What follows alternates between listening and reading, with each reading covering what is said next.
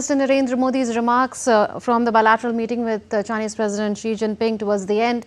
He said that India is committed to take forward ties with China on the basis of constant trust and respect and sensitivities to our concerns. Let's listen in to Prime Minister's remarks once again. मैं आपका हृदय से आभार व्यक्त करता हूं।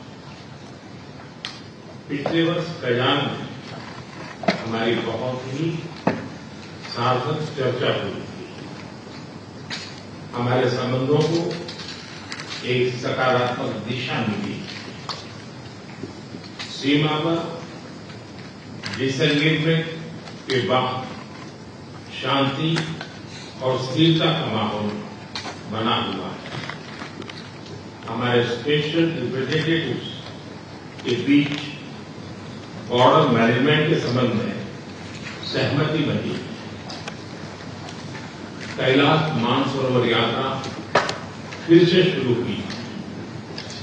दोनों देशों के बीच डायरेक्ट फ्लाइट भी फिर से शुरू की जा रही है। हमारे सहयोग से दोनों देशों के 2.8 बिलियन लोगों के हित जुड़े हुए हैं। इससे पूरी मानवता के कल्याण का मार्ग भी प्रशस्त होगा।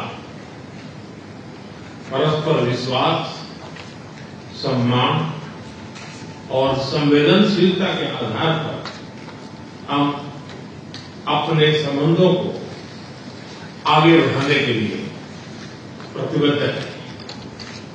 एक्सेलेंसी, चीन द्वारा SCO की सफल अध्यक्षता के लिए मैं आपको बहुत बहुत बधाई देता हूं। एक बार फिर चीन यात्रा के निमंत्रण के लिए और आज की हमारी बैठक के लिए आपका हार्दिक धन्यवाद। Very positive comments there by Prime Minister Modi. If I could just ask you for your take on that, Ambassador C. Rajshekar, what do you make of the Prime Minister's opening comments when that bilateral took place? Such talking points, drafts, long years. So what happens in this kind of summit is that the Honorable Prime Minister, this side, he lays down the foundation to the approach of the meeting. And he is laying down clearly using three key words: mutual respect and trust and confidence and compassion. Mutual trust, respect, and sensitivities to our concerns. Vishwas, Samman, Samvedanshilta.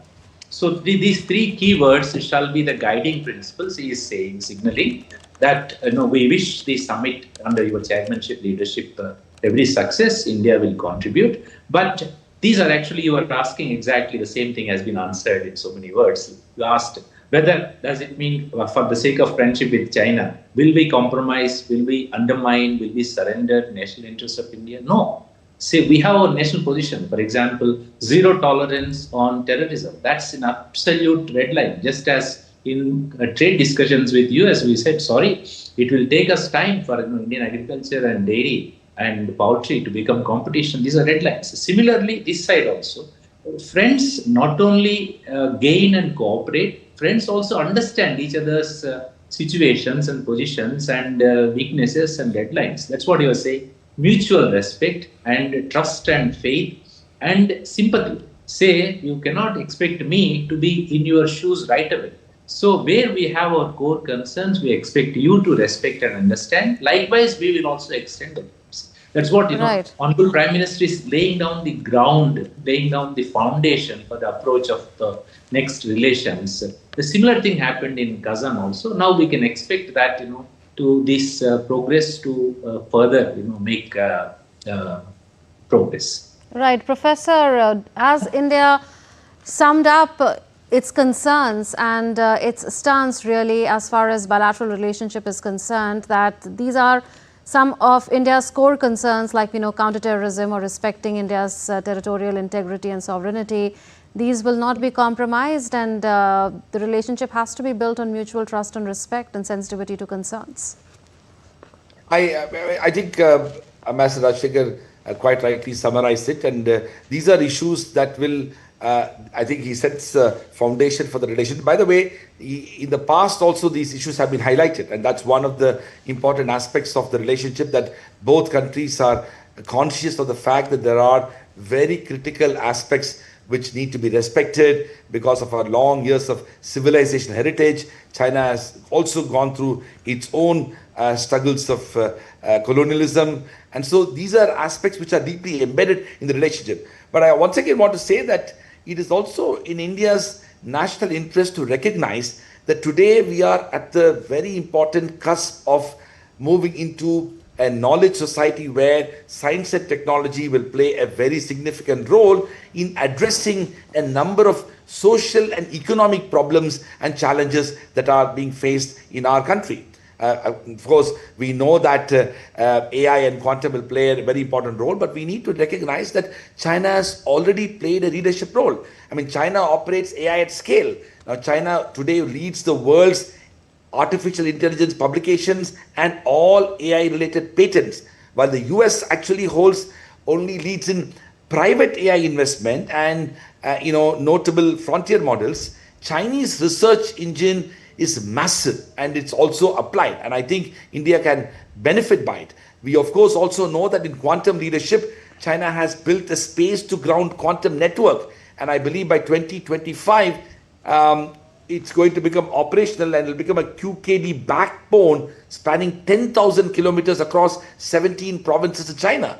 Now, we have similar challenges in India, and I think it's important for us to get that sort of collaboration with China, which will address these challenges and problems. So I go back to what I said earlier. Certainly, India is aware of China's capabilities and the kind of potential there could be if ties between India and China improved, if they go beyond normalization, perhaps if that is possible with this incremental approach that has been taken. But at the same time, even China would be conscious of why it needs India, Ambassador Rajshekhar, because I'm just looking for example, we've just had a tremendous quarter GDP figures coming out, which went beyond the expectations of most of the analysts. True. See, India has the potential to impart sustained growth for China also. So, where will the excess capacity production of Chinese goods go? So, India is the next door large, vast market that can absorb. We are the largest population, and there is great potential for high growth for a long-term period. And investment, like water, finds its level. So investment goes where it's going to be secure and where it's going to provide rich dividends. So that is India. So China as much needs India, and China is aware of it. That's why. And it needs to live up to the promises of the past. We've seen the promises that were made in 2014 itself. They've not been lived up to. Yes, this is where, our job comes, that, we cannot wish that everybody else outside India will play to our tune. Neither we are superpower, nor we should live in, wishful thinking. That's where we need to bend our back, that we need to manage our relations. We need to understand with interlocutors what are their core concerns, what are issues. For example, if you pardon me, so we have to understand Beijing's perspective. From China's perspective, India is not a rival for China immediately. So maybe 2 decades hence, immediately, what is China's core concern is, as China would aspire to take its rightful place on the global stage, China's nazar, China's nishan, target is US, not India.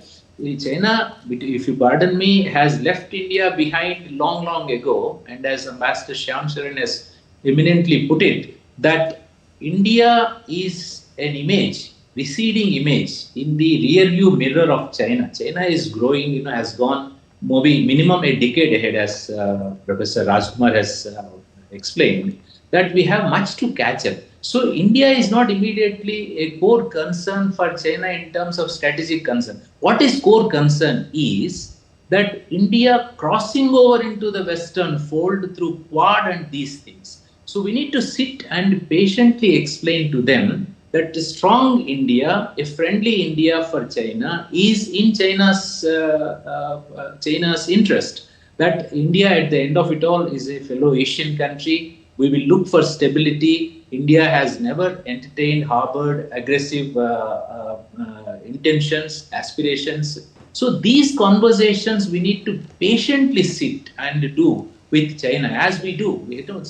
In foreign policy, like in Test cricket, there are no easy solutions, easy challenges. These can be very tricky.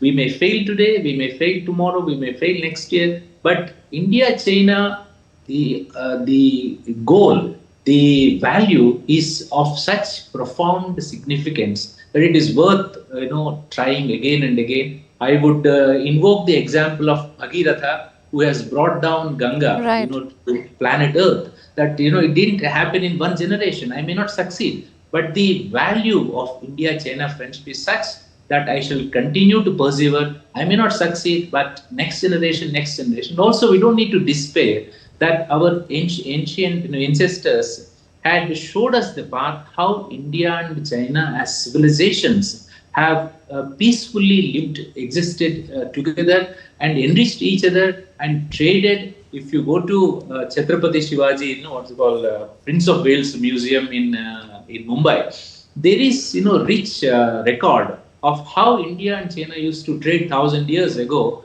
and enrich each other. So we have such a great example to follow. And what happened in 1962 or what happened in 2017, what happened in 2020 need not unduly rankle us.